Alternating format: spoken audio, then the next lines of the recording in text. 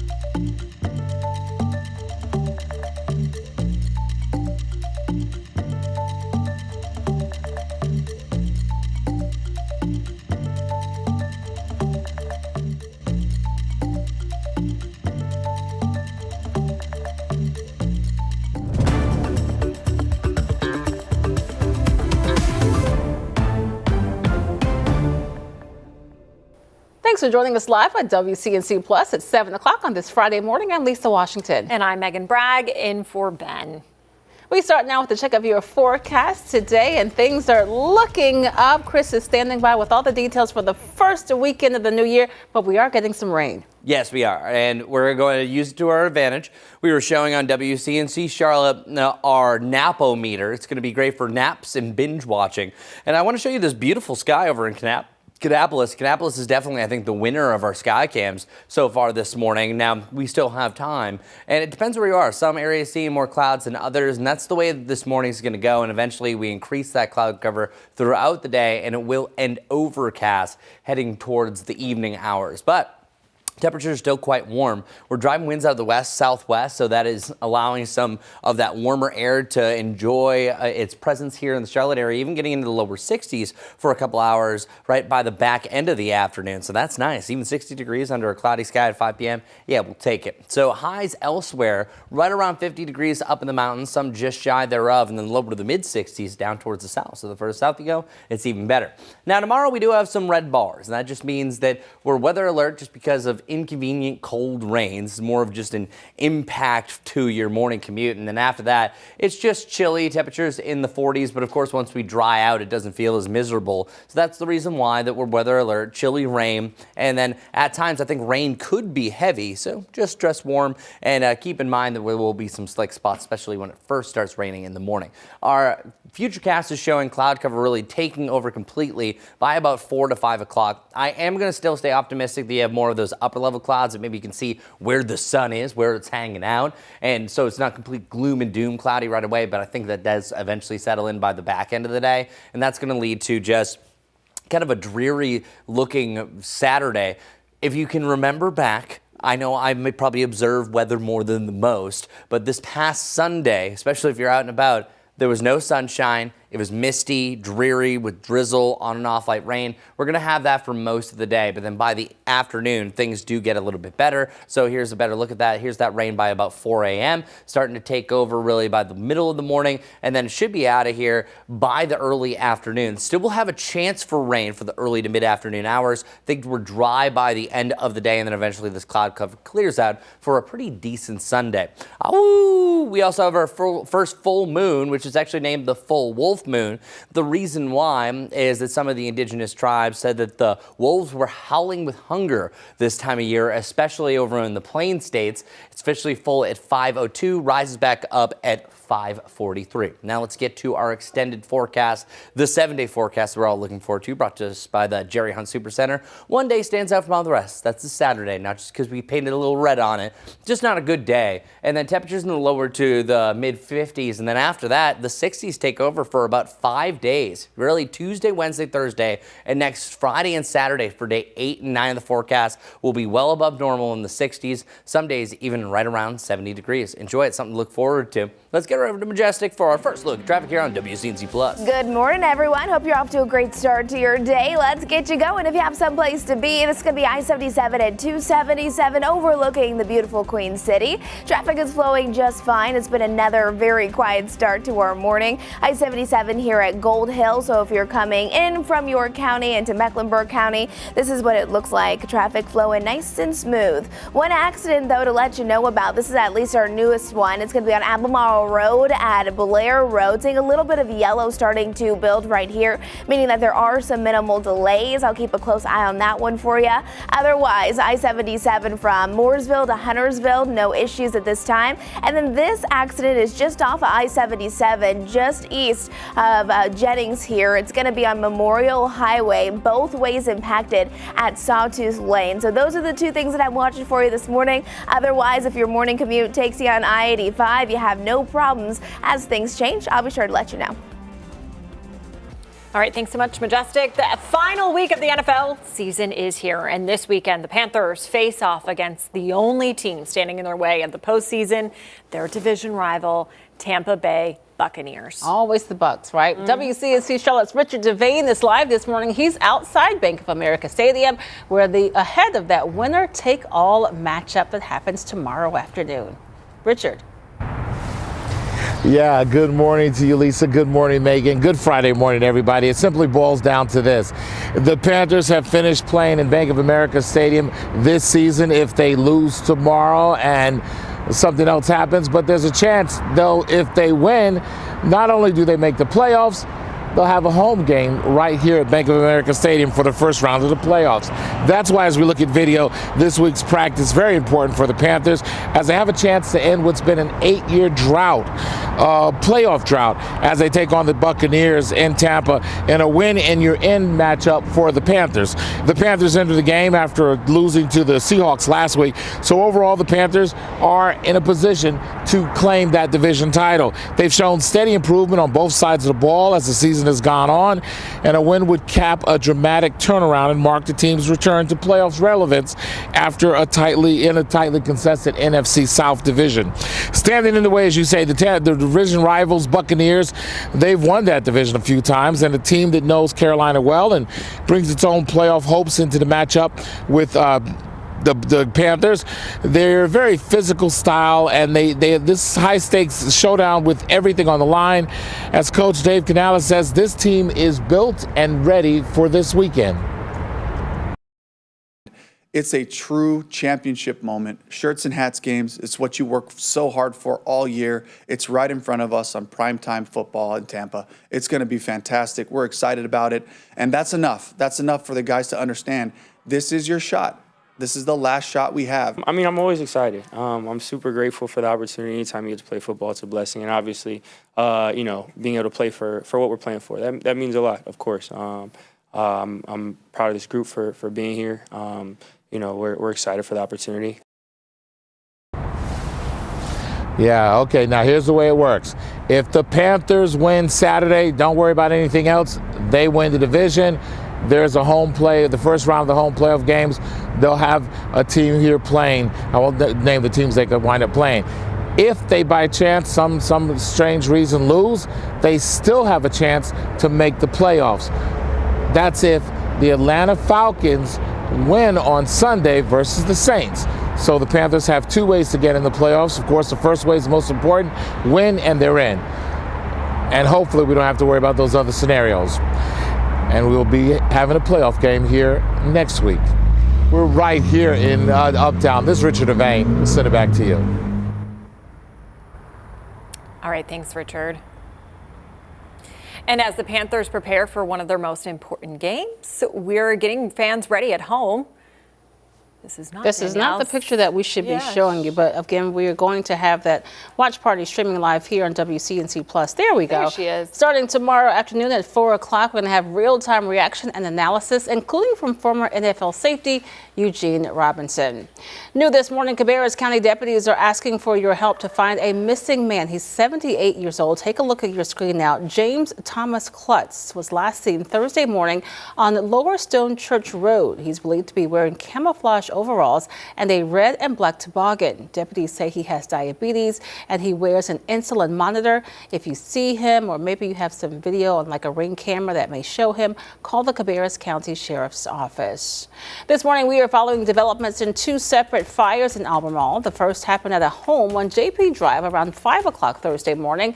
The Albemarle Fire Department tells us their crews quickly put out that fire on the first floor of the home. Then hours later, a second fire happened at a commercial building on North Depot Street. Thankfully, no one was hurt in either of the fires. There's no word yet on the causes of those fires.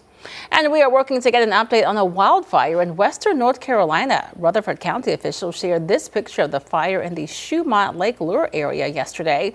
At last check, that fire was estimated at a little more than 20 acres, burned with about 50% containment. Several agencies have been working to put out those flames. Officials say they will share updates as soon as they become available. This morning, all roads are clear on I-85 after a car fell off a tow truck. The Millers Ferry Fire Department responded to the scene on the Yadkin River Bridge last night. As you can see in these pictures, the vehicle being towed was left hanging off the side of a bridge. As of this morning, it remains unclear what happened to the tow truck. Thankfully, no one was injured. We're also learning more about that manhunt in Marlborough County. Deputies say they are still searching for the suspect tied to multiple ATM thefts. The sheriff's office tells us they chased a black Nissan linked to the crimes through Bennettsville until it crashed into a mobile home community in the McCall area. This is an ongoing investigation, but officials stress there's no immediate threat to the public. 7:10 now. The new year means resolutions have been set and goals are ready to be met. So whether you're checking fitness off your list as a personal goal or maybe for just improving your overall health, the YMCA says it's helping folks reach their goals with the help of new equipment. WCNC Charlotte's Bria Smith shows us how it works. If you're new to the gym or just don't know quite what to do when stepping foot into the gym, the YMCA's new e-gym equipment has just what you need to help shape your new year. I want muscle gain. That would be it, yes. The e-gym is designed to provide you a comprehensive workout that is designed and customized to you. With just a few simple steps. Log on now. Yeah, just log on as you would. The YMCA says its new e-gym can help change your life in more ways than one. Just moving daily, it helps with your mental health, it helps with your blood pressure and your heart, and even just feeling good throughout the day. Does that seem right? I grew a little. Congratulations. Michelle Ramon has been a member of the Y for the past 30 years and believes the new equipment will help her reach her goals. It's been very positive. I started it, I guess maybe I went through the training 3 weeks to 4 weeks ago, and I like it. You can show up, the machine's set to your level, so you can grow with it and advance as your body is willing. Through uniquely curated workouts for each individual person and the help of the e-gym system, workouts for those new to the gym or not familiar don't even have to be a thought. It allows you to work every single muscle group in one workout. You don't have to remember where you set the seat. You don't have to remember your weight. The machines do it for you. You have to do the work, but it remembers all of the little things for you. But it's not all the Y offers. We have just alone in this facility 90 group exercise classes each week. You know, you can come to cycle, Pilates, yoga. There's so many things, and it's not so much the right thing, but finding something that you will do. To learn more about e-gym or how you can get started on your journey to a healthier you, visit our WCNC mobile app. In South Park, Bria Smith, WCNC Charlotte.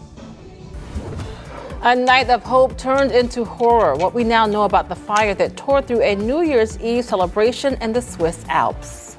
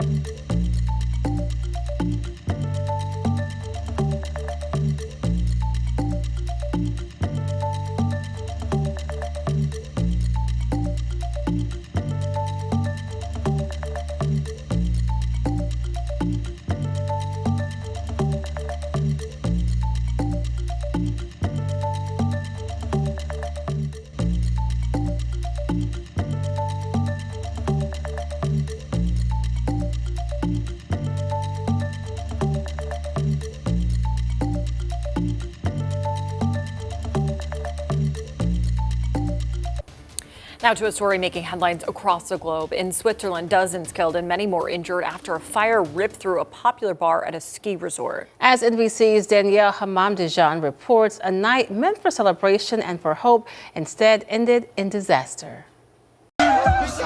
Video from inside the New Year's celebration in the Swiss Alps shows the chaos as the deadly flames spread at a bar popular with young people and tourists. You can hear the screaming, people scrambling for the exit as the flames rip through the confined spaces of the bar Le Constellation. Swiss authorities say about 40 people were killed and more than 100 injured in the fire that began at 1:30 a.m.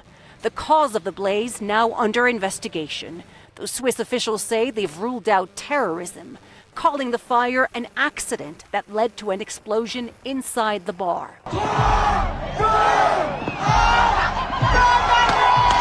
Just 90 minutes earlier, celebrations on the streets of the upscale ski resort Crans-Montana. But what many thought were the sounds of New Year's Eve fireworks were in fact one of the worst tragedies Switzerland has ever experienced, according to the country's president. Aujourd'hui, la Suisse est triste. Saying today Switzerland is mourning. This young woman says she was holding on to a friend as she escaped. She let go of his arm, and now she says she can't reach him. Officials warn identifying the dead could take days. Many of those killed were from abroad. Witnesses describing the sheer panic as people tried desperately to escape. A lot of people were screaming, trying to escape, and I saw a lot of people on the floor, and I think these people was dead. Officials say first responders were on the scene within minutes and the fire was quickly put out. Many so badly burned, they were taken to various hospitals across the country. The grueling work of identifying the dead and notifying their families is now underway.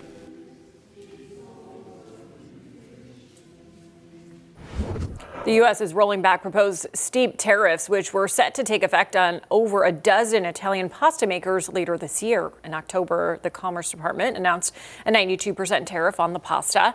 That's on top of the 15% tariff on most imports from the European Union. The decision to recommend lower rates comes after the pasta producers addressed many of the concerns raised by the Trump administration. The newly announced rates would put the tariffs between 24% and 29% and are set to be announced in March. Well, it's January officially, but what if I told you that as we're completing week number 1, it's actually going to be feeling more like early November compared to early January. But rain is coming, my friends. I'll have that weather forecast, the one day that separates itself from the rest for this coming Saturday. See you soon.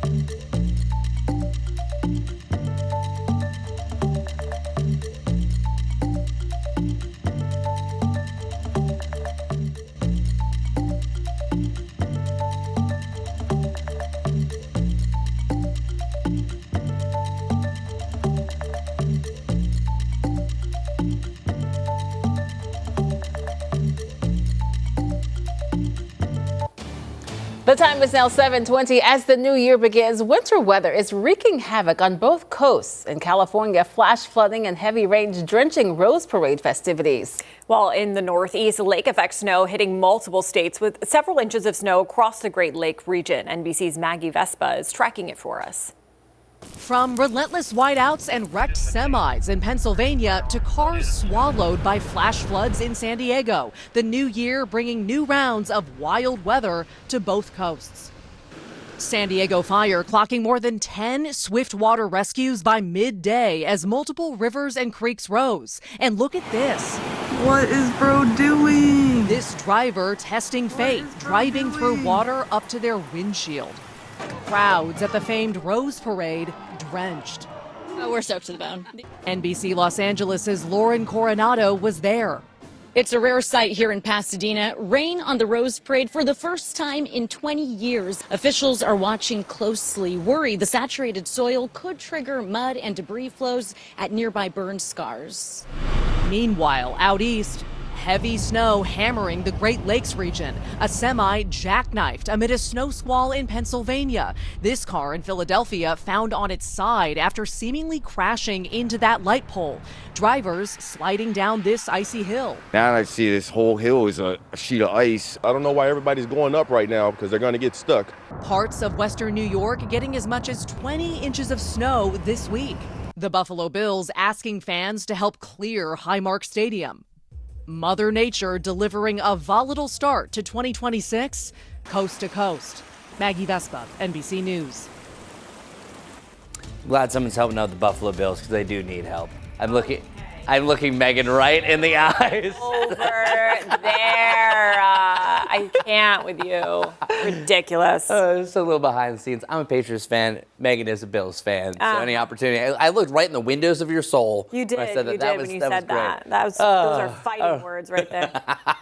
All right, well, luckily for right here, we don't really have too much to mention, just some passing clouds. And the Panthers are not going to be home, so we have no football games to forecast for the near term, for us at least here in the Charlotte region, the Carolinas. And once we get to the afternoon today, we're going to have a big difference about what the sky is going to look like. Right now, we're seeing an ample amount of sunshine still fighting through, just depending where you are. Right now, we're zoomed in over here at Bank of America Stadium, hoping there's going to be another home game because, of course, there's a chance that the Panthers season could be over after Saturday, but we'll see. 40 degrees is the current temperature and calm winds, so nothing really happening right now. That's nice to see. Here's a Futurecast. I'm going to keep on hammering this home, showing you exactly what's happening heading into the weekend. This is why we have such a big Napometer into the deep purple, because there's not a lot of motivation for your Saturday. Check it out. This is rain that first arrives in the early to middle part of the morning, on and off, even heavy at times. And then once you get to the afternoon, starting to break a lot of this up. One thing that's really changed, and I was mentioning this earlier in the week,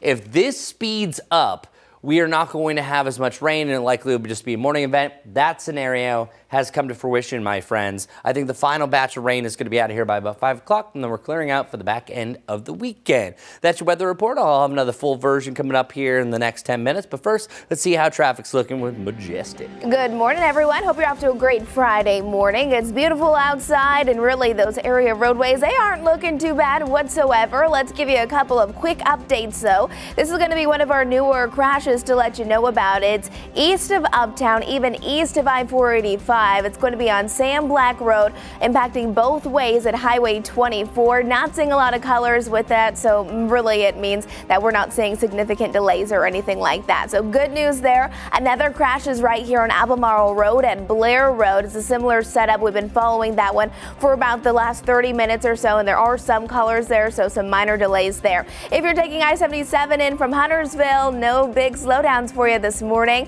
And this third crash is going to be well north of that. It's going to be on Memorial Highway, impacting both directions at Sawtooth Lane. So those are the major things you need to know about. Coming up in just a few minutes, we'll be back here with more news and weather and traffic. But for now, we're going to take a quick break.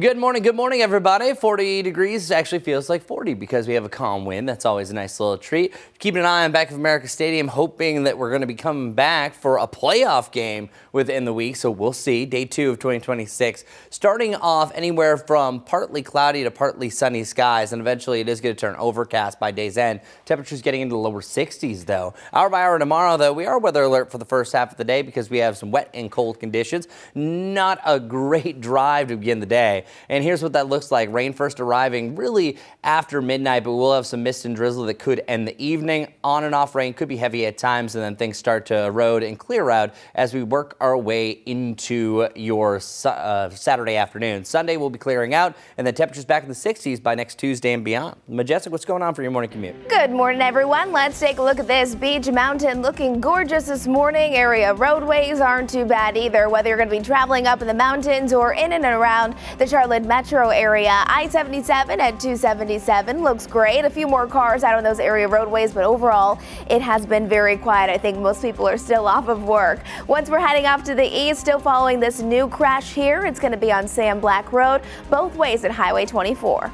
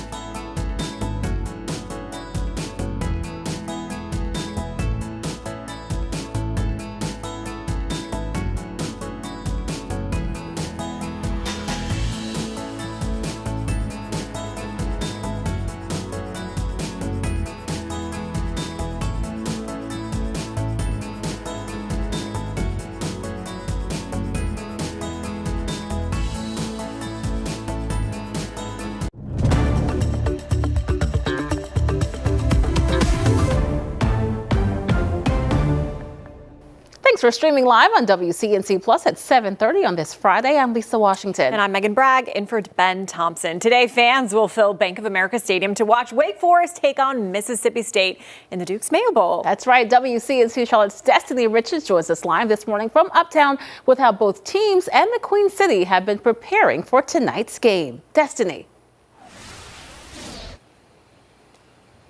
Yeah, it is game day here in the Queen City with Mississippi State and Wake Forest facing off at Bank of America Stadium. And while kickoff begins at 8 p.m., there's a lot of fun to be had right here outside the stadium, starting with FanFest. Now, the celebration starts hours before kickoff, running from 3 this afternoon until 7:30. The pregame party is happening on Mint and Graham Streets just outside the stadium with live music, food and drinks, interactive games, and of course, plenty of Duke's Mayo. The Duke's Mayo Bowl is one of Charlotte's biggest college football events of the year.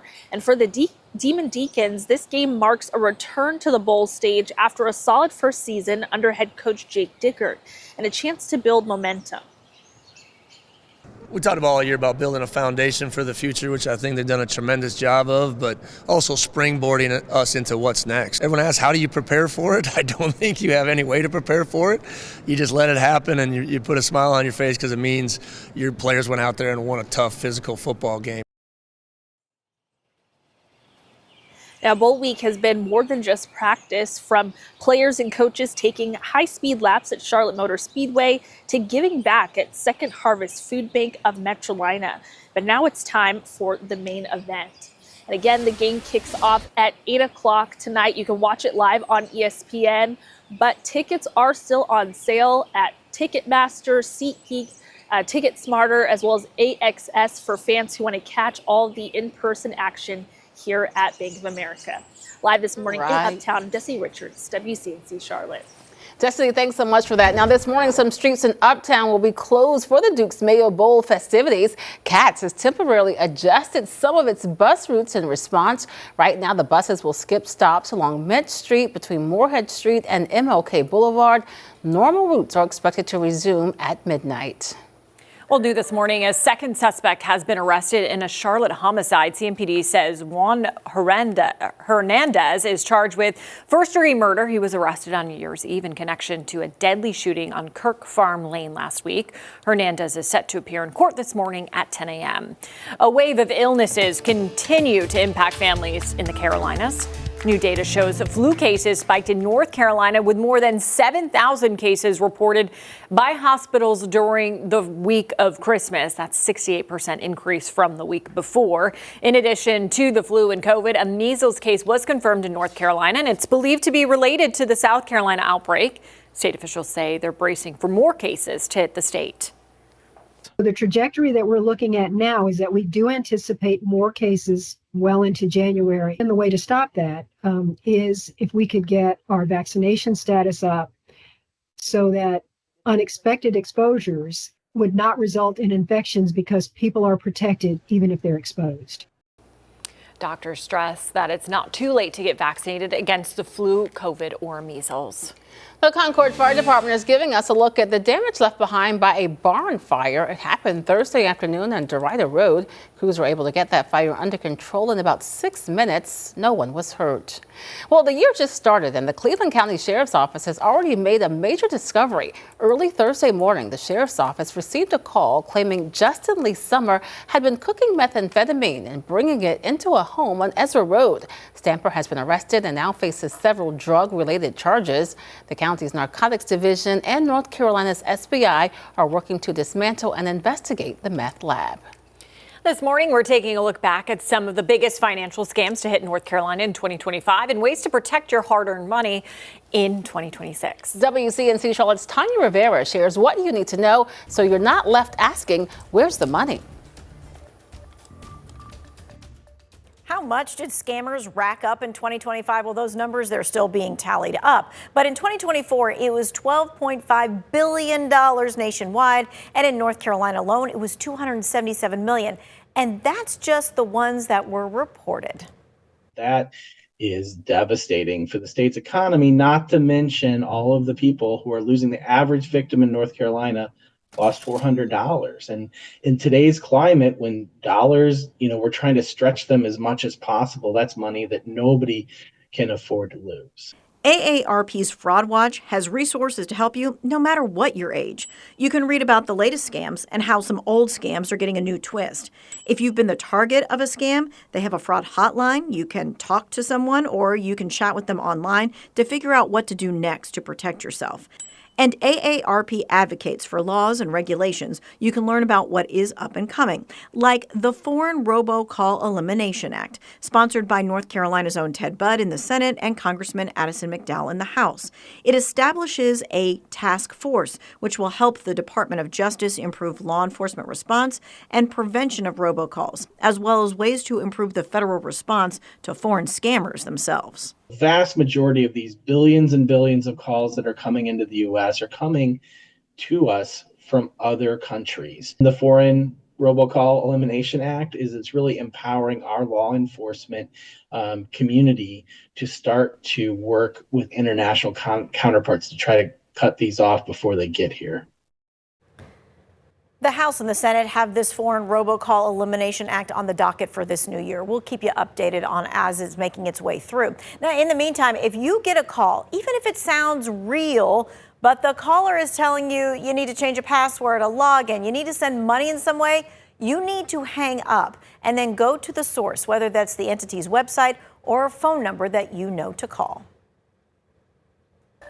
North Carolina's Department of Justice is responding to the Trump administration's decision to freeze child care funding in all 50 states.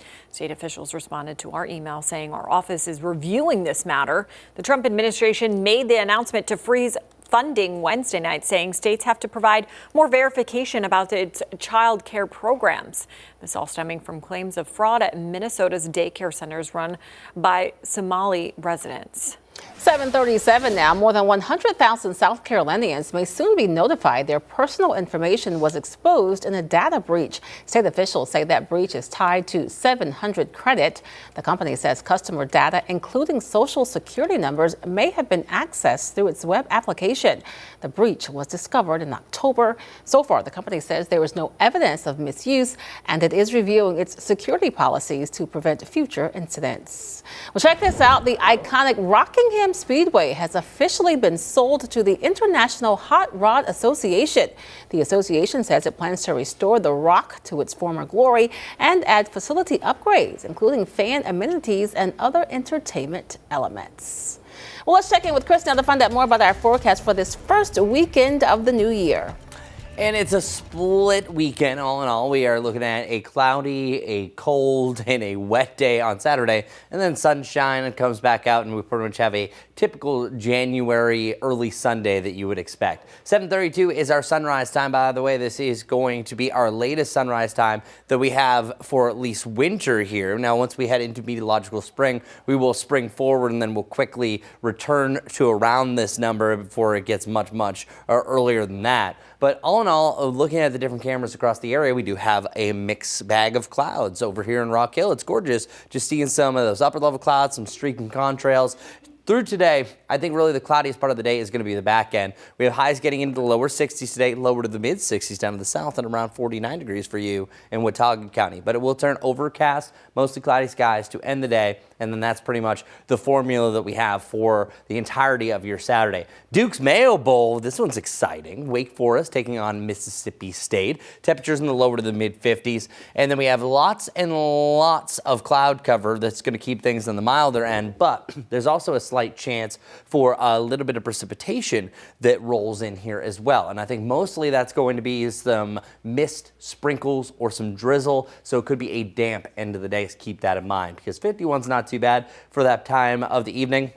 But if you add some moisture to it, it starts to go downhill a little bit. I think most of the rain doesn't arrive until after midnight, though. I'm just kind of letting you keep that in mind if you have any plans to go to that game or doing things later on tonight. I think most likely might be able to get the game in, and if you look up at the lights, you might be able to see the moisture moving through. And then we have light to moderate rain that's going to be streaking across the area by tomorrow morning. And then heading into the afternoon, we're still going to have some lingering rain. Don't get me wrong, but things really start to dial itself back. Still feeling pretty damp throughout the day, but then by the back end, the last hours before the sun sets, that's where things are starting to improve. Clouds are starting to thin out, and that returns the sunshine just in time for your Sunday and Monday, which, by the way, are almost identical days to one another. And then we have 1, 2, 3, 4, 5 days in the 60s. One of them is even close to 70 degrees. That's amazing. And the final day that I have here is closer to about 60 degrees for day 11 of January. And if you look at our lows aren't all that low. We should average about 32 degrees during the stretch. Only one of those days could potentially touch freezing. Outside of that, it's more so in the 40s. And one final graphic here, our rain chances, we have a 70% chance, so it's likely to numerous showers for your Saturday. Other than that, just kind of basic isolated showers to end next week. Not a bad looking 10-day forecast. Start off January, doesn't get much better than this. All right, Majestic, take it away. All right, good morning, everyone. Starting to get a little bit busier around Charlotte, but look at how pretty this is. A beautiful mountain sunrise there at Beach Mountain. Not too busy there either. A few clouds, but roads are looking all right. Meanwhile, we take you out to I-77 just north of Griffith out towards Lake Norman. A few more cars out on the roads, but nothing crazy. Still overall a quieter pattern out on those roads. Let's talk about a couple of new wrecks that I'm following for you. This one is on I-485, the outer loop at Harris Harrisburg Road. It's backed up to Albemarle Road. That's exit 41. Still not seeing a ton of colors with it, but something to keep in mind if you typically drive that way for your morning commute. And this wreck is not cleared either. We've been following it for you over the last 30 to 45 minutes. Albemarle Road at Blair Road. Once we're heading to the south just a bit, there is a crash. It's right here. It's going to be on Monroe Road at Sardis Road. Those northbound lanes will be impacted by that. Otherwise, I-77 coming in from Statesville, all green. You don't have really that congestion until you get to 485, and then I-85 from Salisbury to China Grove, all looking fine. It's a quiet start to the morning even there in Gaston County. Typically, we would have a lot of delays on I-85, but we're not even seeing that at this time. So we'll keep you up to date as things change, but for now, that's what I'm watching. President Trump facing questions about his health as the second year of his second term begins, while he's shrugging off any concerns. As the Panthers prepare for one of their most important games, we're getting fans ready right here at home. Our Danielle Stein will be in Tampa providing extended coverage on air and, of course, right here on WCNC Plus starting today. Now, if you can't make it to Tampa to watch the game in person, you can watch it with us. We're going to be live here on WCNC Plus with a game night watch party. It starts at 4 o'clock tomorrow. We'll have real-time reaction and analysis, including from former NFL safety Eugene Robinson.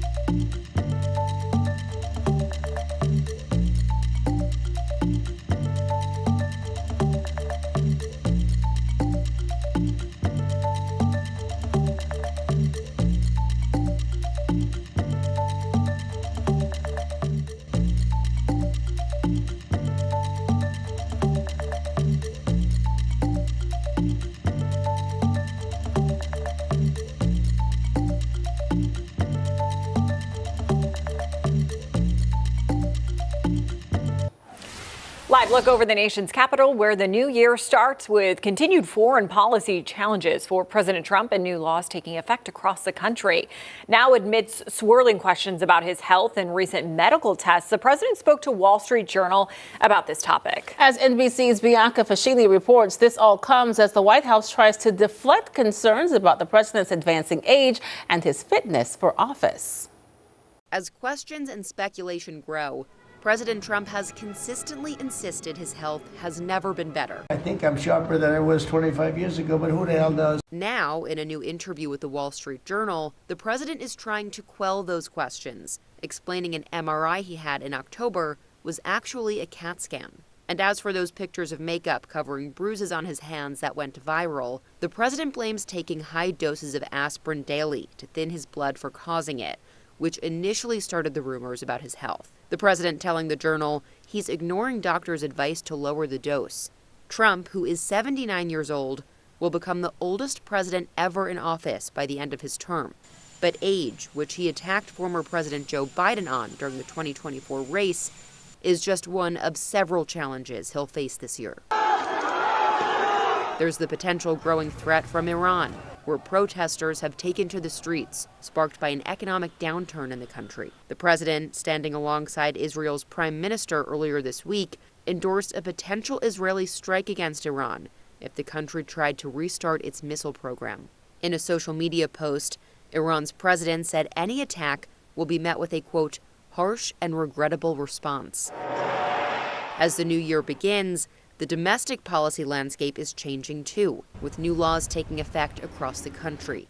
Many of them touch on issues that were a big part of the president's 2024 campaign. In North Carolina, a new law bans using state funds for gender transition surgery and permits lawsuits against medical providers. And in Texas, diversity and inclusion programs will be banned in public schools. In a post on Truth Social this morning, President Trump said if Iran kills peaceful protesters, the U.S. will come to their rescue, adding, quote, "We are locked and loaded and ready to go." In Washington, Bianca Ficini, NBC News.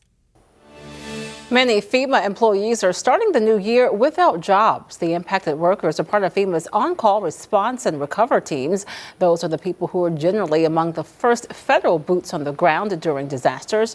A FEMA spokesperson pointed out the positions are term limited and fluctuate based on disaster activity. Sources say so far about 50 workers have received termination emails.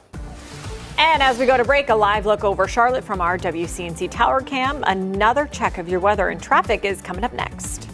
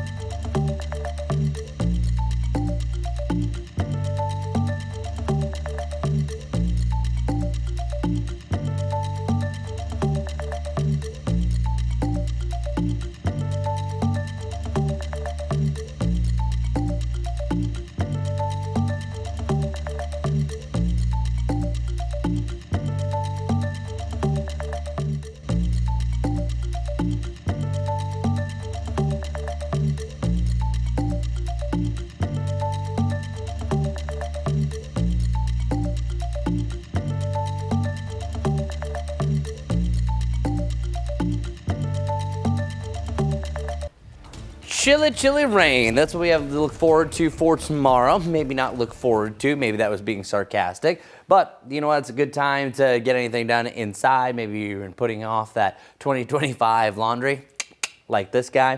And it's also going to be a good time to maybe take down the Christmas decorations. I'm personally, for me, not to divulge too much of what I'm doing, or even if you care, but I'm taking down the outdoors today because it's going to be dry, and then doing the inside stuff tomorrow. That just makes it easier. And then the roadways, I think the worst conditions are really going to be either side of the sun rising up, so that'll be during the 7 o'clock hour around 7:32. And then once you get to the afternoon, we'll still be damp, but things get a little bit better. And the reason why we have those red bars is because we are going weather alert. Whenever time weather is going to be inconvenient for you, or it's going to impact you in some sort, you're probably going to see a red bar somewhere on our graphics. So just letting you know, it's during the morning time. By the afternoon, we could still have some rain, but it's going to be far less and not as much of an inconvenience. Our futurecast showing that we have just clouds to end today. And notice our key on the top here. You're going to see this for the next several months, or next few months really. Snow, wintry mix, and then rain. We're just in the rain criteria.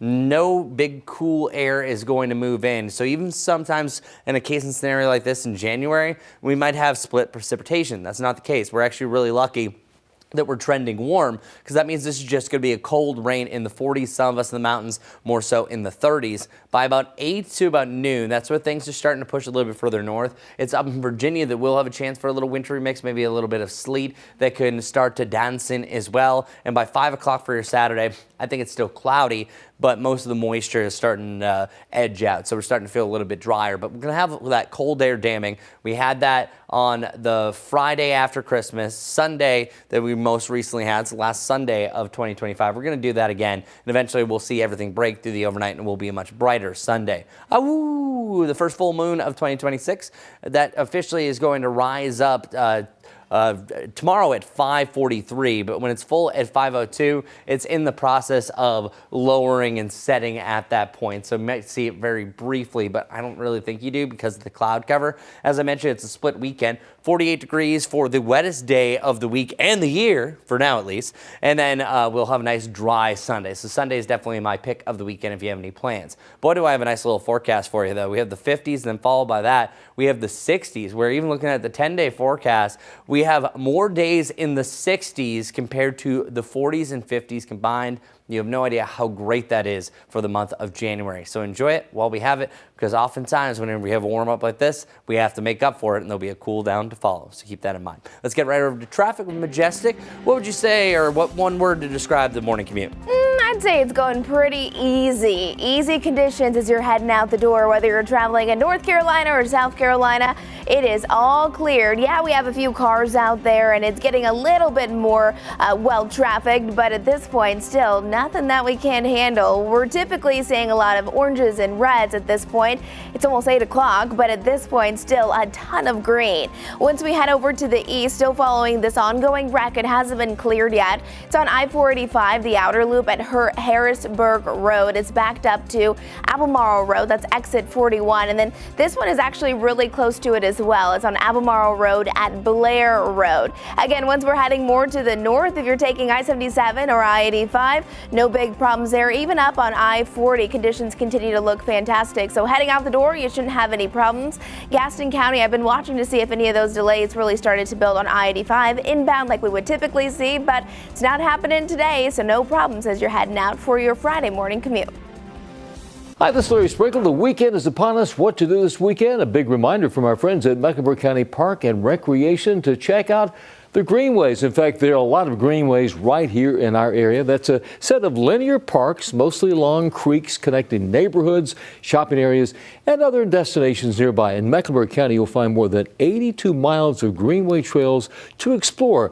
And they're mostly ones that will take you out in the country, away from the city, nice strolls along the parkway there. These are just some of the sights you can see. And one of our many greenways. To find them, you can go to parkandrec.mecnc.gov. parkandrec.mecnc.gov to find the one near you, or find the whole set of them. Mecklenburg County Greenway is a great place to visit this weekend. I'm Larry Sprinkle.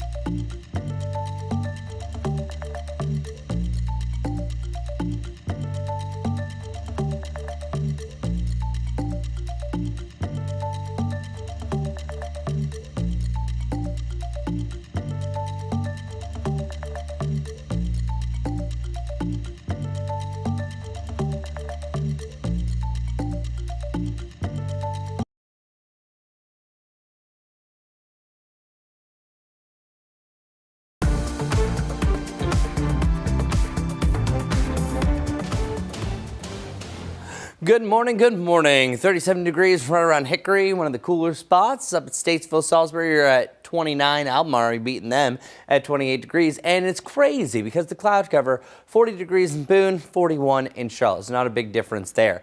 Our forecast today is going to be a nice little warm up, even with the clouds getting into the lower 60s. Not too bad. Winds on the lighter side compared to the last couple of days, but having a couple hours in the lower 60s is always a nice treat. Tomorrow, nowhere near that. We start off around 44. We only get to about 48 degrees for our high. And that's your day, everybody. And we will have a slight wind chill as well, but it's really not a picture perfect one. We are a weather impact alert for the morning just because it is going to be an impactful forecast. After that, you're good to go. Back to the 60s, though, by Tuesday. All right, Majestic, what's going on? Good morning, everyone. Happy Friday to you. Hope you're having a great start to the day. If you do have someplace to be this morning, roads are not that busy again today. This is I-77 out near Uptown. You can see traffic is flowing just fine. And our drive times, they look good as well, about 20 minutes if you're coming in from Matthews. And as we're looking at our map right here, we do have a couple of accidents, but what I want to let you know about is right here on Albemarle Road.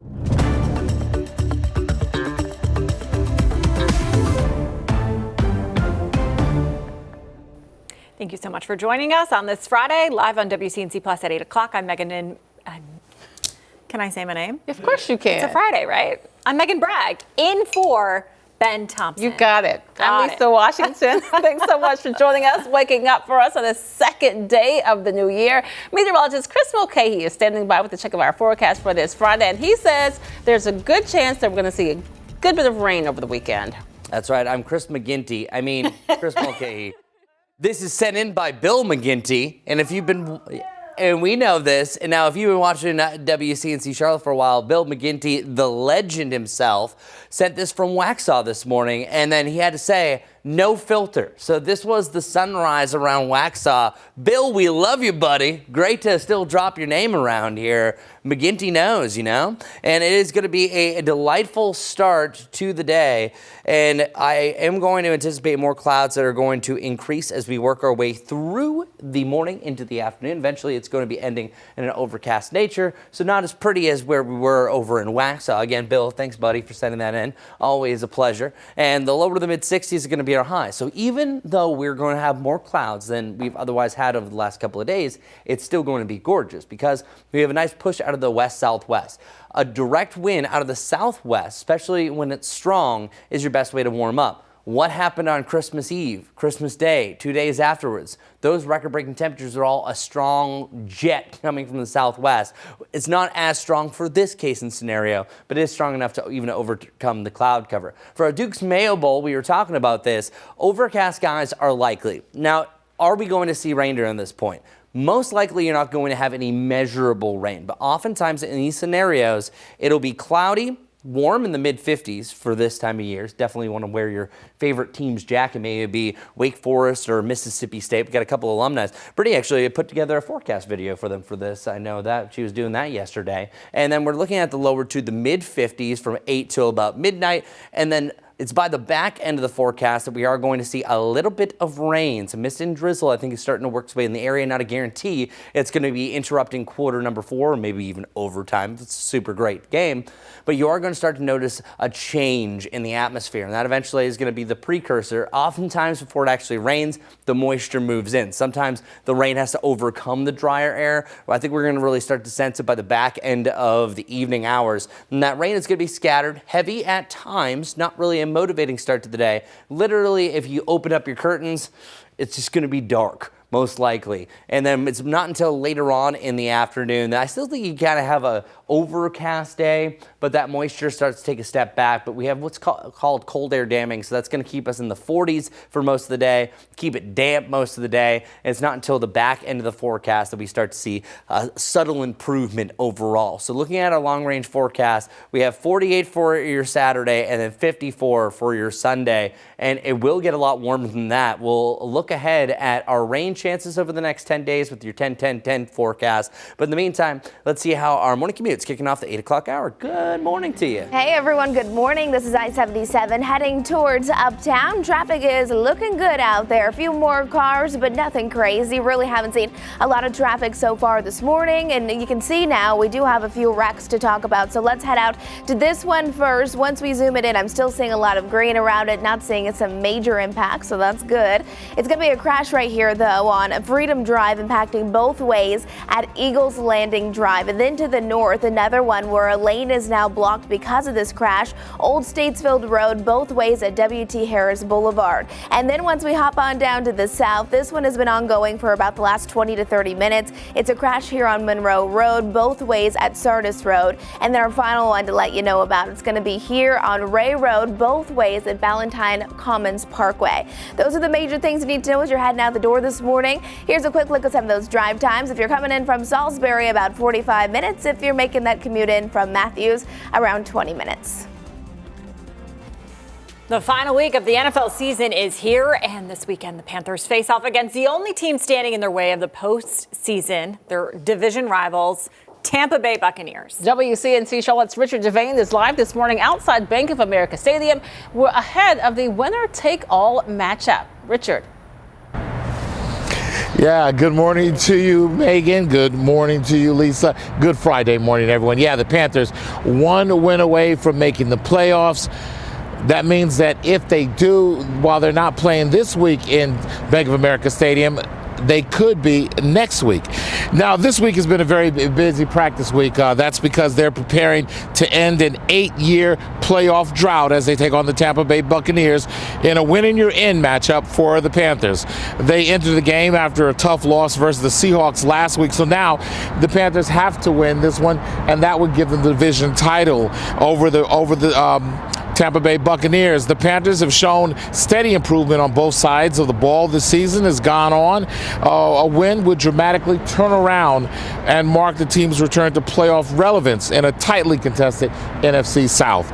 And of course, in the way of them, those division rivals, the Buccaneers, a team that knows Carolina well and brings its own playoff hopes into the matchup. Tampa Bay's experience and physical style set the stage for what it will be a high-stakes showdown with everything on the line. As former offensive coordinator for the Tampa Bay Bucs and now current Panthers head coach Dave Canales says he's ready for this, and that's something that the quarterback Young also agrees with. It's a true championship moment. Shirts and hats games, it's what you work so hard for all year. It's right in front of us on primetime football in Tampa. It's going to be fantastic. We're excited about it. And that's enough. That's enough for the guys to understand this is your shot. This is the last shot we have. I mean, I'm always excited. I'm super grateful for the opportunity. Anytime you get to play football, it's a blessing. And obviously, being able to play for what we're playing for, that means a lot, of course. I'm proud of this group for being here. We're excited for the opportunity. They're excited. We're excited. So here's the way it works out. If the Panthers win tomorrow, that's it. They're division champs. They will host a playoff game here at Bank of America Stadium. But if they lose, they still have a chance. That is, if the Atlanta Falcons beat the Saints on Sunday in New Orleans, then the Panthers would once again would still be able to retain that divisional crown.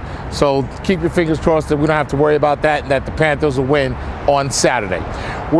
This is Richard Bragg reporting live outside of Bank of America Stadium. We'll send it back to you, Megan. Literally, I don't know my name. It's okay because it's a Friday, and you know what, Richard? I really think the Panthers are going to do it. What do you think? So I really want them to win. Yeah. I hope so. Yes, I hope so. Absolutely. Well, thank you so much, Richard Bragg. We appreciate you. All right. And the Panthers prepare for one of their most important games. We're getting ready here, right at home. Our Danielle Stein, she's actually going to be in Tampa, providing extended coverage here on air and on WCNC Plus starting today. And if you can't make it to Tampa, watch the game with us. We'll be live on WCNC Plus for a game night watch party. That's going to start at 4 o'clock Saturday with real-time reaction and analysis, including from former NFL safety Eugene Robinson. 8:08 now. And new this morning, Cabarrus County deputies are asking for your help to find a missing 78-year-old man. Take a look at your screen right now. James Thomas Klutz was last seen Thursday morning on Lower Stone Church Road. He's believed to be wearing camouflage overalls and a red and black toboggan. Deputies say he has diabetes and wears an insulin monitor. If you see him, you should call the Cabarrus County Sheriff's Office. This morning, we are following developments in 2 separate fires in Albemarle. The first one happened at a home on JP Drive around 5 o'clock Thursday morning. The Albemarle Fire Department tells us their crews quickly put out those flames on the first floor of the home. Then, hours later, a second fire happened at a commercial building on North Depot Street. Thankfully, no one was hurt in either of the fires. There is no word yet on the causes. We are working to get an update on a wildfire in western North Carolina. Rutherford County officials shared this photo of the fire in the Shoemont Lake Lure area yesterday. At last check, that fire was estimated to be a little more than 20 acres and about 50% contained. Several agencies have been working to put the flames out. Officials say they will share updates as soon as they become available. This morning, all roads are clear on I-85 after a car fell off a tow truck. The Millers Ferry Fire Department responded to the scene on the Yadkin River Bridge last night. As you can see in these photos, the vehicle being towed away was left hanging on the side of the bridge. As of this morning, it remains unclear what happened to the tow truck. Thankfully, no one was injured. And we're also learning more about the manhunt in Marlboro County.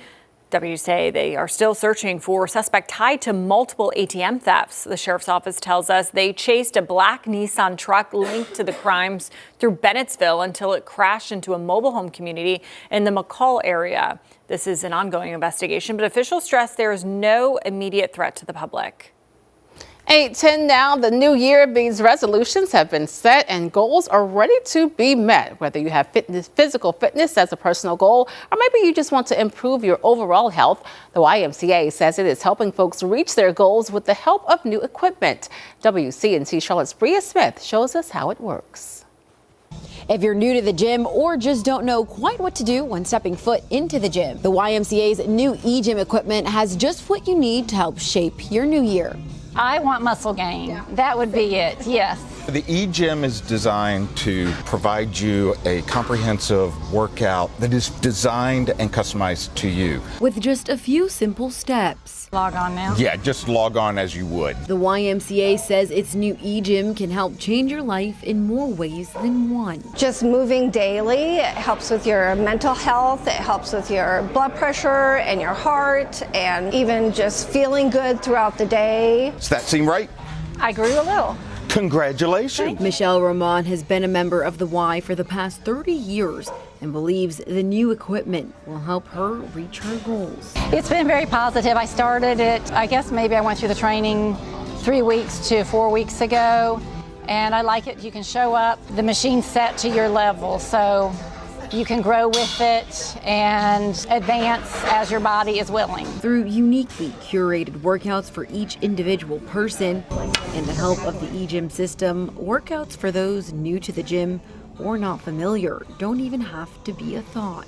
It allows you to work every single muscle group in one workout. You don't have to remember where you set the seat. You don't have to remember your weight. The machines do it for you. You have to do the work, but it remembers all of the little things for you.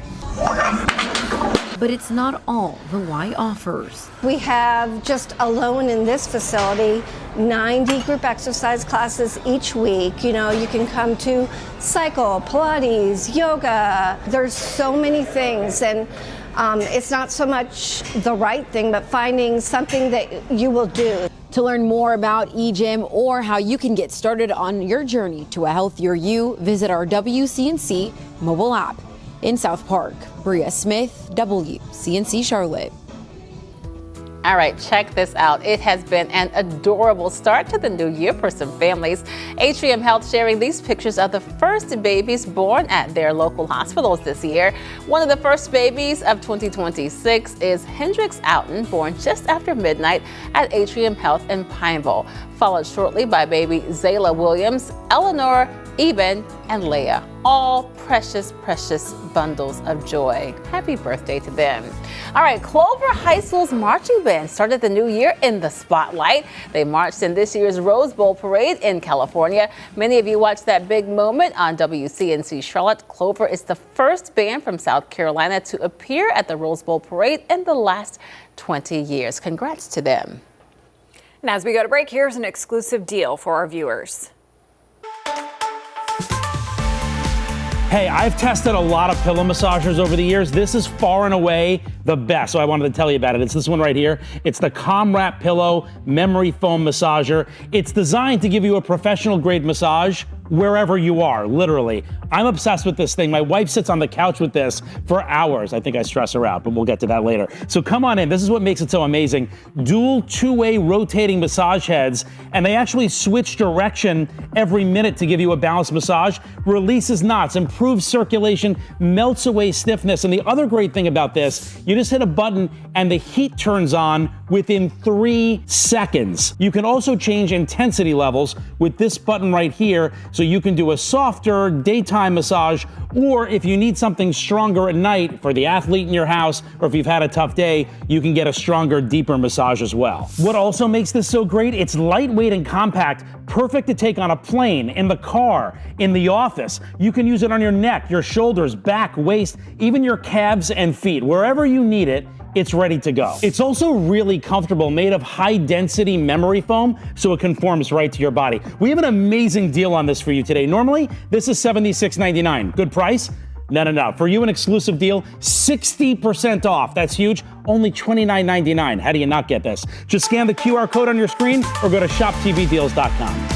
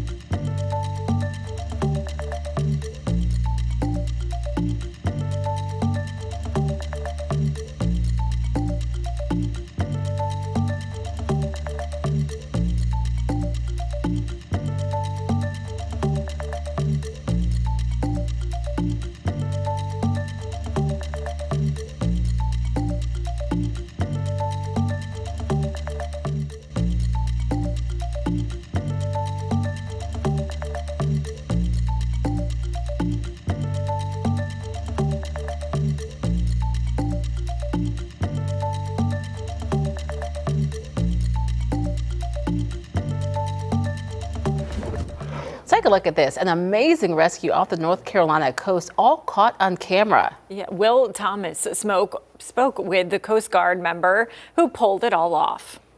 This video shows the special moment that two people, their dog and cat, stepped out of the helicopter after being rescued by the U.S. Coast Guard on Tuesday. Yeah, it was my first dog and my first cat. I'm stoked to get him on the same case here, so it was awesome. James Butts has been a rescue swimmer for 4 years, but Tuesday's rescue was a first-time experience for him. 2 passengers saved, along with their cat and dog. I think it's a rite of passage for every rescue swimmer to be able to get some pets. James was part of the 4-person Coast Guard helicopter crew that was paged out early Tuesday morning by the passengers of a 40-foot catamaran in distress about 65 miles off Cape Hatteras. It was about 30 to 40 mile an hour winds. It was about 10 to 15 foot seas. Once they got on scene, James hopped in the water, swam to the boat where 2 people, their cat and dog, were waiting for him. We elected to have the first survivor take the cat with them. So we ended up putting the cat in a dry bag to keep it safe. And then after that, I swam back to the boat, and the second survivor was ready to go.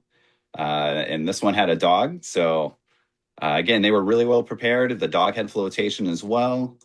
So it made our job super easy. A team effort that makes a rescue like this possible. James in the water, the pilots keeping the helicopter steady, and a flight mechanic lowering and bringing everyone back into the helicopter. It's a team effort, and it's why we train so hard all the time. James also credits the people on the boat for being prepared to call for help, using an emergency positioning indicator radio beacon on board. Having a working EPIRB like these people did, having proper flotation is very key to safety. For James and the crew, an unforgettable experience being able to answer a call on this day and every day. We do it for a reason. It gives us purpose. So yeah, to be able to go down and help those, in their worst times, I couldn't ask for anything more. I'm glad they get to spend New Year's dry and safe. So yeah, it's a great way to ring in the new year.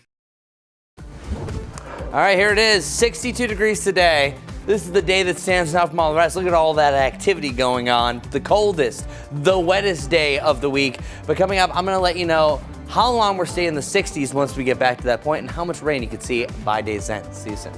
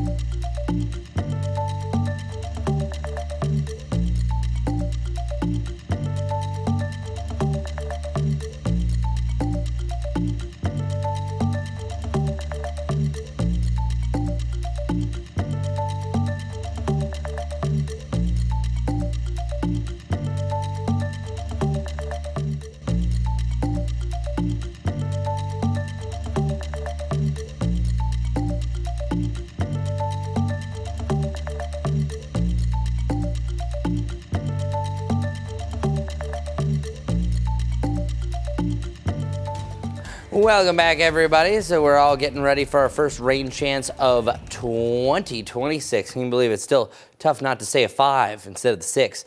Well, likely rain chances are going to be later on tonight and then through your Saturday. And going forward, I think the biggest deal for your Saturday is most of the rain is going to be in the morning after that. It's just kind of cloudy, got more of that cold air damming. If you can remember back to what was happening on Sunday, it was just really a dreary day. No real sunshine. That's the same thing that I think goes on. I think it does get a little bit drier progressing through the afternoon. But most of the rain I think is going to fall during the morning hours. It's time that we want to stay weather alert as that's going to be passing by. A few showers either side of I-40. And then by day's end, we're starting to clear out, dry out. So if you have any plans for, say, your Saturday evening, it should be much drier at that point. So how much rain are we going to see? Well, this graphic got all jacked up. It should say about a 1/10 to about a 1/4 inch on average across the area. Some areas I think could see up to about a 1/2 inch when all is said and done, because will be a couple of pockets of some of the heavier rain. But our high temperatures not all that high for your Saturday because of no sunshine, clouds all day long, the rain cooled air.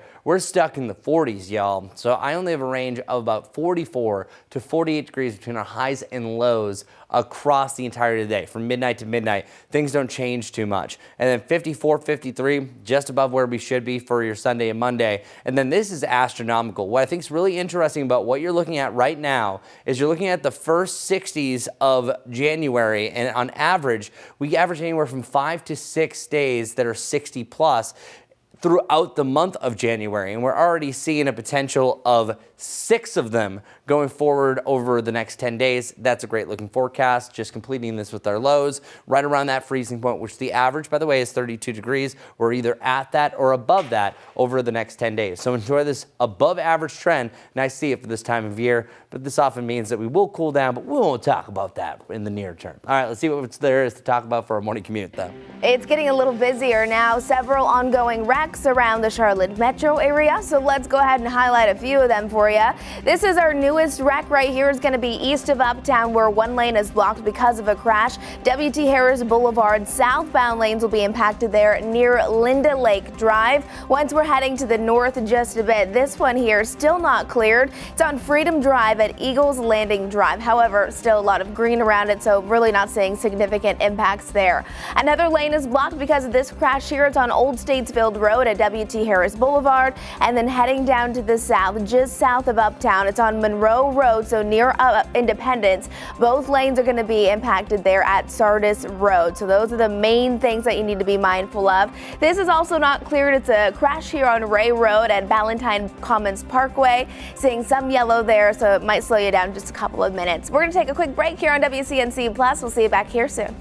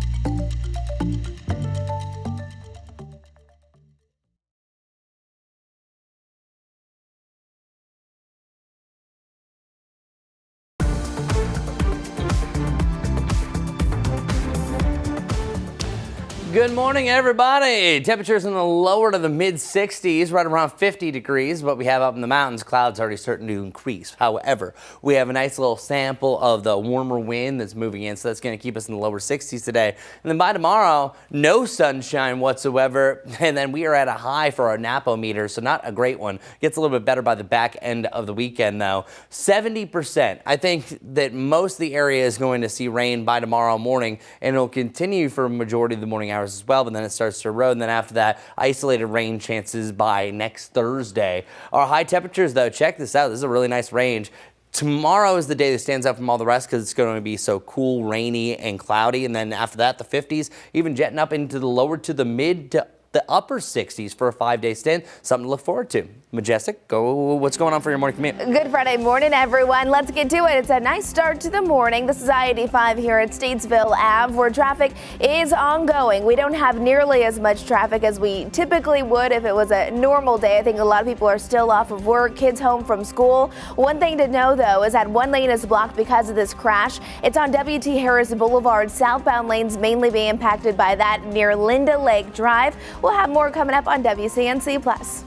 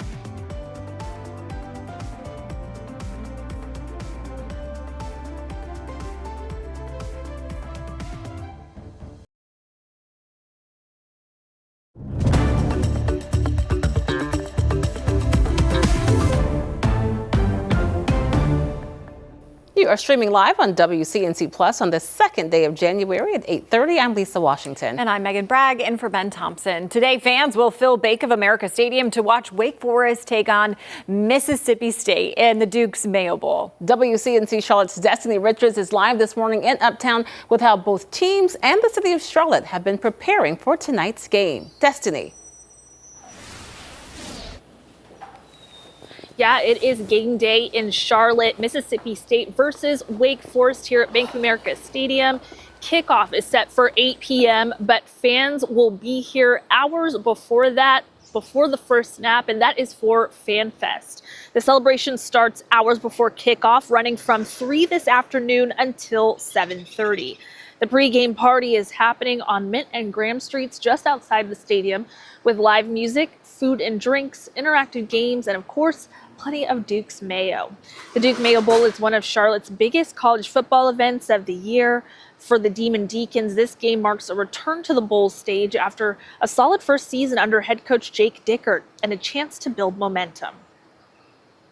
We talked all year about building a foundation for the future, which I think they've done a tremendous job of, but also springboarding us into what's next. Everyone asks, how do you prepare for it? I don't think you have any way to prepare for it. You just let it happen and you put a smile on your face because it means your players went out there and won a tough physical football game. Now, Bowl Week has been more than just practice, from players and coaches taking high-speed laps at Charlotte Motor Speedway to giving back at Second Harvest Food Bank of Metrolina.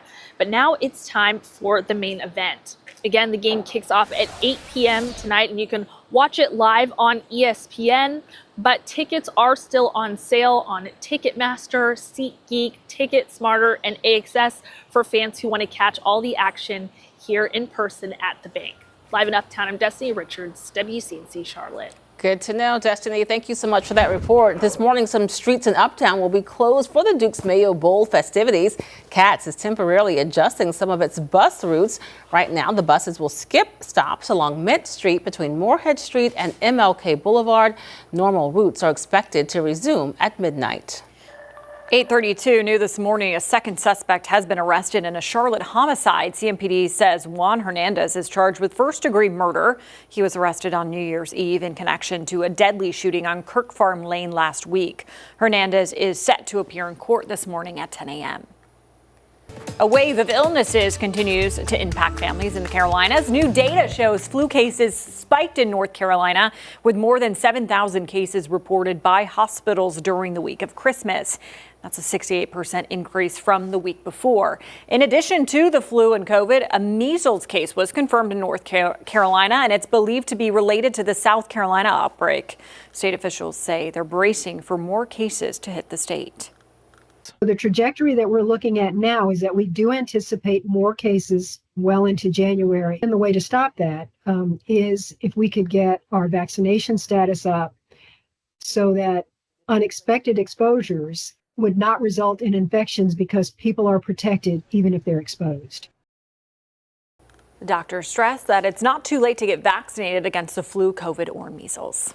The Concord Fire Department is giving us a look at the damage left behind by a barn fire. It happened Thursday afternoon on DeRuyter Road. Crews were able to get that fire under control in just about 6 minutes. No one was hurt. Well, the year just started, and the Cleveland County Sheriff's Office has already made a major discovery. Early yesterday morning, the Sheriff's Office says it received a call that Justin Lee Summer was cooking methamphetamine and bringing it into a home on Ezra Road. Stamper has been arrested and now faces several drug-related charges. The county's Narcotics Division and North Carolina's SBI are working to dismantle and investigate the meth lab. Well, this morning we're taking a look back at some of the biggest financial scams to hit North Carolina in 2025, ways to protect yourself in 2026. WCNC Charlotte's Tanya Rivera shares what you need to know so you're not left asking, where's the money? How much did scammers rack up in 2025? Well, those numbers, they're still being tallied up. But in 2024, it was $12.5 billion nationwide. And in North Carolina alone, it was $277 million. And that's just the ones that were reported. That is devastating for the state's economy, not to mention all of the people who are losing. The average victim in North Carolina lost $400. And in today's climate, when dollars, we're trying to stretch them as much as possible, that's money that nobody can afford to lose. AARP's Fraud Watch has resources to help you no matter what your age. You can read about the latest scams and how some old scams are getting a new twist. If you've been the target of a scam, they have a fraud hotline. You can talk to someone or you can chat with them online to figure out what to do next to protect yourself. And AARP advocates for laws and regulations you can learn about what is up and coming, like the Foreign Robocall Elimination Act, sponsored by North Carolina's own Ted Budd in the Senate and Congressman Addison McDowell in the House. It establishes a task force which will help the Department of Justice improve law enforcement response and prevention of robocalls, as well as ways to improve the federal response to foreign scammers themselves. The vast majority of these billions and billions of calls that are coming into the U.S. are coming to us from other countries. The Foreign Robocall Elimination Act it's really empowering our law enforcement community to start to work with international counterparts to try to cut these off before they get here. The House and the Senate have this Foreign Robocall Elimination Act on the docket for this new year. We'll keep you updated on as it's making its way through. Now, in the meantime, if you get a call, even if it sounds real, but the caller is telling you you need to change a password, a login, you need to send money in some way, you need to hang up and then go to the source, whether that's the entity's website or a phone number that you know to call. The North Carolina Department of Justice is responding to the Trump administration's decision to freeze child care funding in all 50 states. State officials responded to our email saying our office is reviewing this matter. The Trump administration made the announcement to freeze funding Wednesday night, saying states have to provide more verification about its child care programs. This all stemming from claims of fraud at Minnesota daycare centers run by Somali residents.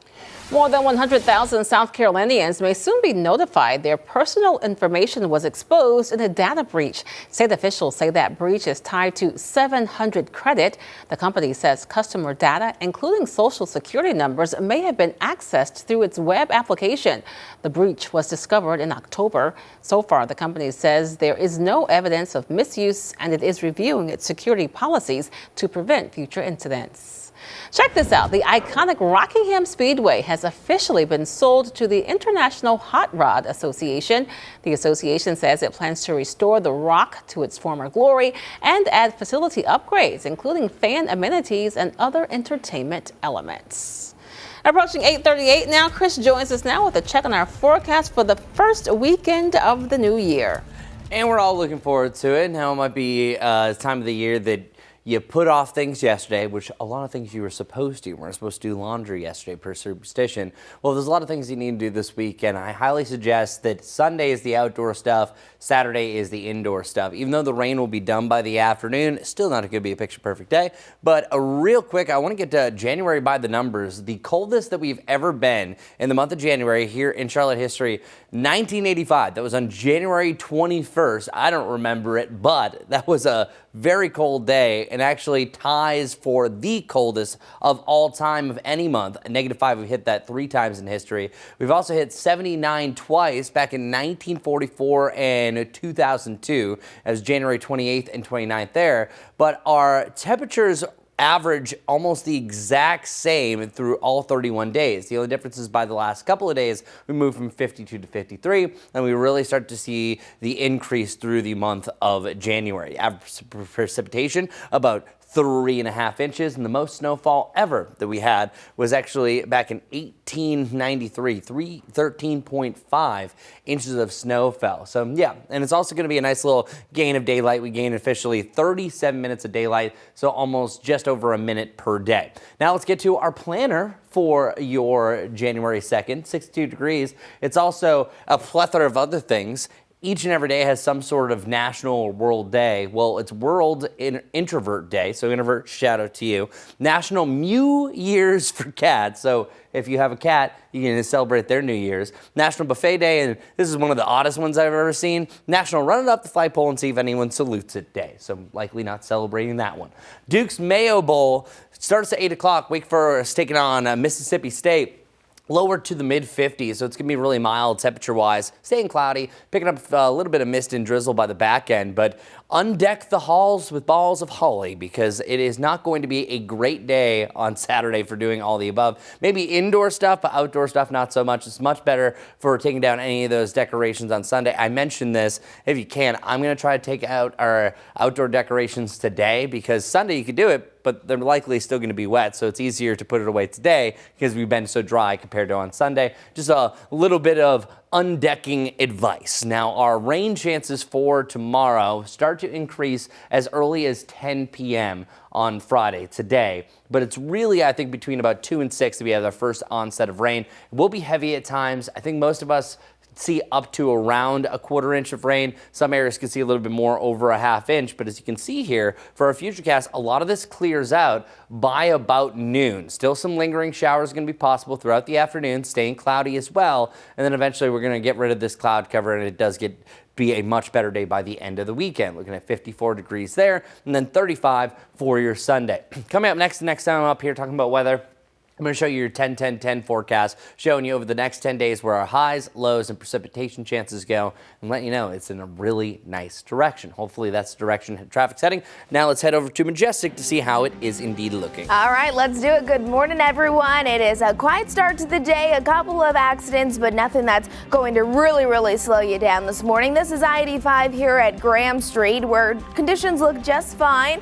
Let's talk about a couple of things that are currently ongoing. Right here, we have one one lane that's blocked because of a crash. W.T. Harris Boulevard southbound lanes being impacted near Linda Lake Drive. Once we're heading to the west just a bit, this one here also not cleared. It's on Freedom Drive at Eagles Landing Drive. Again, still seeing mainly green, so that's always a good sign. At least there's not a whole lot of delays because of that active crash. This one is right here on Monroe, so right next to Independence, both ways impacted by this crash, and it's on Sardis Road as well, so Sardis and Monroe. And then finally, this one here is Ballantyne Commons Parkway at Ray Road, both lanes being impacted. Drive times are spot on, really not seeing delays across the board. Not a ton of cars out there this morning. From Waxhaw to Charlotte, it's going to take you just under 40 minutes to get into Uptown. If you're making that commute in from Matthews, it'll take you right around 20. That's what I'm watching for now. We'll let you know as things change throughout the rest of the show.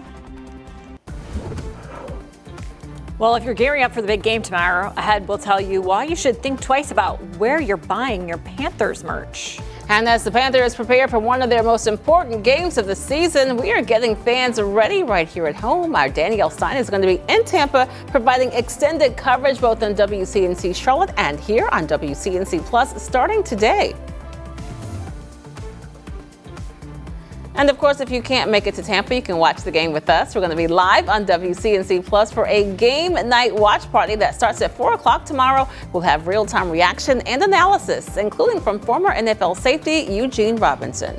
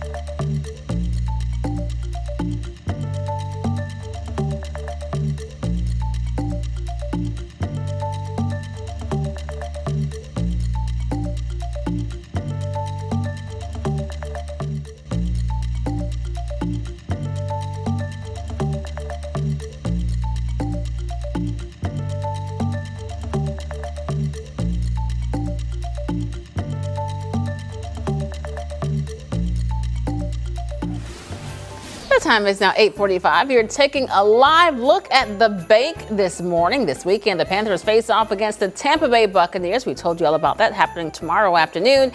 Their chance to end an 8-year playoff drought. Fingers crossed it is going to work this time. As the NFL season heads into the postseason and college football nears its championship, excitement is building for fans. And when you're looking for game day gear, counterfeit merchandise could leave you more disappointed than a loss on game day. From street corners to gas stations and stadium entrances, pop-up vendors sell NFL gear at prices as low as $10 or $20 per shirt. Experts warn that NFL tags and logos do not always mean merchandise is authentic. U.S. Customs and Border Patrol seizes tens of millions of dollars of Chinese counterfeits every football season. So to protect yourself, experts recommend buying from reputable locations and sites. If the price seems too good to be true, it likely is. Well, we are just 37 days away from Super Bowl 60, and people are expected to spend a lot of money this year on the big game. According to Statista, Americans spent an average of almost $92 on Super Bowl Sunday in 2025. Food and drinks are the most common among those planning to watch the big game this year. The Super Bowl also attracts interest from those who wish to make some money. Sportsbook and the state of Nevada took in more than $150 million in Super Bowl wagers in 2025. The biggest spenders during Super Bowl, of course, are the advertisers. NBC Universal says it sold out of ad spots for this upcoming Super Bowl in September. Commercial spots for the upcoming championship game reportedly went for, buckle your seatbelt, folks, $8 million per 30-second spot. $8 million. The total overall spending in the U.S., almost $19 billion last year. And here's the thing. Some of the commercials are really good. You talk about it the next day, especially if you want a diehard football fan. You talk about the commercials. $8 million for, I remember when they were like, what, $2 million, $3 million. Now we're at $8 million. I know. That's for wild. 30 seconds. For 30 seconds. So it better be good. People will see it. They will. That's one thing. So that's what they're betting on. All right, what about our forecast? Forecast is looking pretty good, but do you know what? What? I want to take a quick break first. Okay, that works. We'll take a break and we'll be right back. Break. You take it. I need it. You need it. I'll see you soon.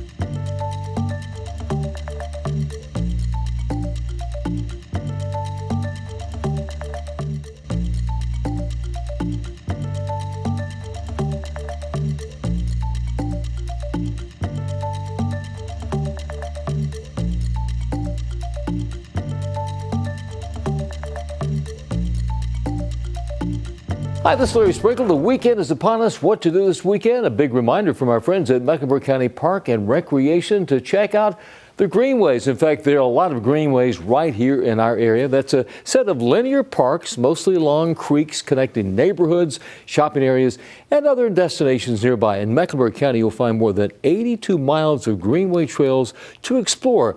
And they're mostly ones that will take you out in the country, away from the city, nice strolls along the parkway there. These are just some of the sights you can see. And one of our many greenways. To find them, you can go to parkandrec.mecnc.gov. Parkandrec.mecnc.gov to find the one near you or find the whole set of them. Mecklenburg County Greenway is a great place to visit this weekend. I'm Larry Sprinkle.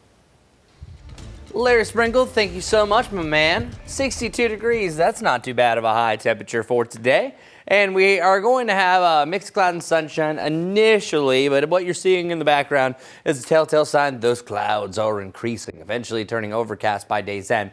But a lot of this cloud cover, almost just coughed all over the place. A lot of this cloud cover is going to have some holes in it because it's more of the upper level variety. So even once it does turn more of a milky white sky, you're still going to be able to identify where the sun is. So that is a case that we're having those upper level cirrus clouds and really specifically cirrostratus. And when those become altostratus in the mid levels, that means you're barely seeing the sun. And if it's completely overcast, that means you pretty much have clouds at all levels. That's why our Napometer officially is into the deep purple. And we joked about this. This is an original idea by me, National Weather Service, nor do the other meteorologists that I work with responsible for this. But I'm telling you, this is going to be absolutely to a T a napping type day, a binge weather type day. The reason why is we have no sunshine. It's very unmotivational, and then you have just like dreary start to the day. So yeah, don't do it. And then by the end of the weekend, we're eventually back over to that yellow range, meaning time to get active again. For your Saturday though, our one rain chance that stands out from all the rest is this coming Saturday. Other than that, you have isolated rain chances on the back end of that 7-day forecast and beyond.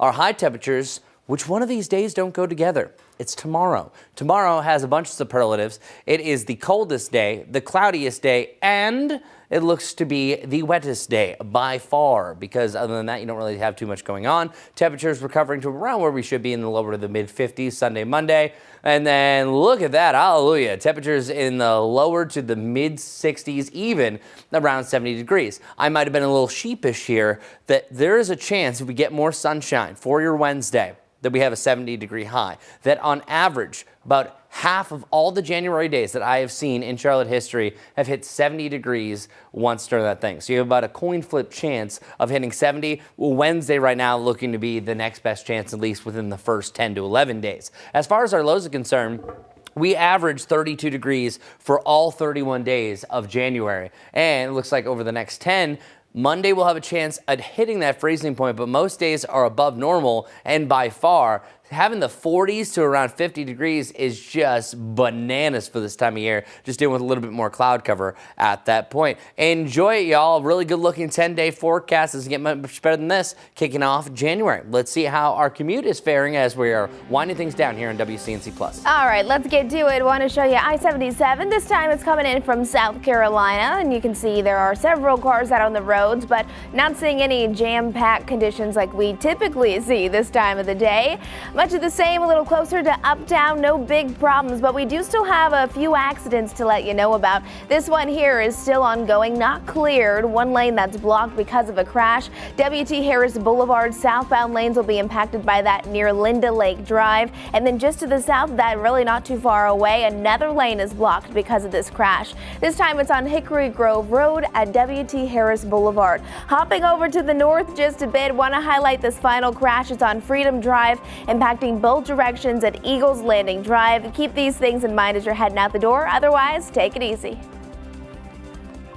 Majestic, thanks so much. Well, right now we need to take a quick break and make sure that you keep it right here, streaming live on WCNC Plus. At the top of the hour, we're going to be from our live Impact News studio, where our own Jane Monreal will take over. We'll have the latest coming up for you at the top of the hour, streaming on WCNC Plus.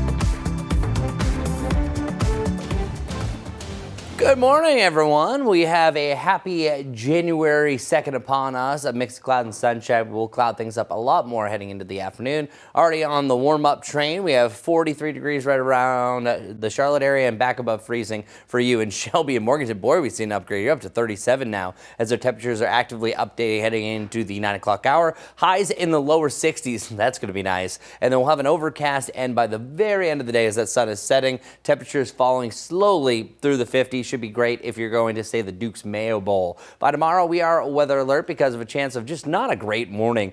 You have widespread rain. It will be heavy at times. And since we haven't had rain a lot, we could also have some of those oils from the surface, make it a little more slicker on some of the highways. Then once you get past Saturday, which is going to be cloudy and dreary, we have sunshine back on Sunday, 60s back on Tuesday. All right, Majestic, take it away. All right, good Friday morning, everyone. Let's get to it. It's a quiet start to the day outside. It's going to be a good Friday, though. Not a lot of cars out on those area roadways, but we do still have some ongoing wrecks. This one here still not cleared. It's a lane that's blocked because of this crash. W.T. Harris Boulevard near Linda Lake Drive, and then just to the south of it, an additional lane that's blocked, this time on Hickory Grove Road at W.T. Harris Boulevard.